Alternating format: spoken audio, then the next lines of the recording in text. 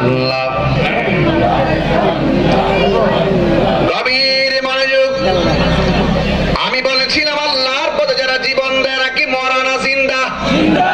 আর জোরে গান মরা না জিন্দা? ঘোষণা কার? তাইলে আপনারা বলেন ইমাম হোসেন রাদিয়াল্লাহু তাআলা আনহু মরা না জিন্দা? আজকে যারা ইমাম আলী মুকামের উপরে আঙ্গুল তুলে কথা বলে বিভিন্ন অপবাদ দেওয়ার চেষ্টা করে তারা এজিদপন্থী।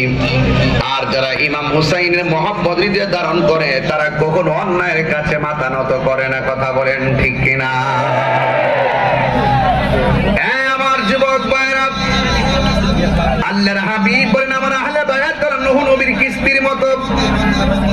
নূহ নবীর আমলে যেমন করে নূহ নবীর পাগলগুলো নৌকায় ওঠার কারণে বেঁচে গিয়েছিল, আমার নবী বলেন কিয়ামত পর্যন্ত ঝড় তুফানের চাইতে ভয়ঙ্কর প্রলয়ঙ্কারী খবর হলো ঈমান বিধ্বংসীকারী মানুষ তোমাদের কাছ থেকে বিভিন্ন সময় ঈমান লুণ্ঠন করার জন্য তোমাদের উপরে তুফান চালাবে, কিন্তু যার অন্তরে আহলে বায়াতের মহব্বত থাকবে তার ঈমান কেউ চুরি করে নিতে পারবে না।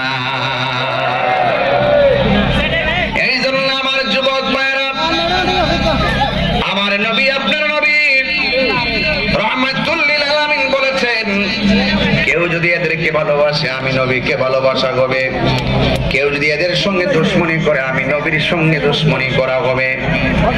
এই জন্য নবীর আহলে বায়াত ইমামে আলী মুকাম ইমামে হোসেন রাদিয়াল্লাহু তাআলা আনহু কোন বাবার সন্তান?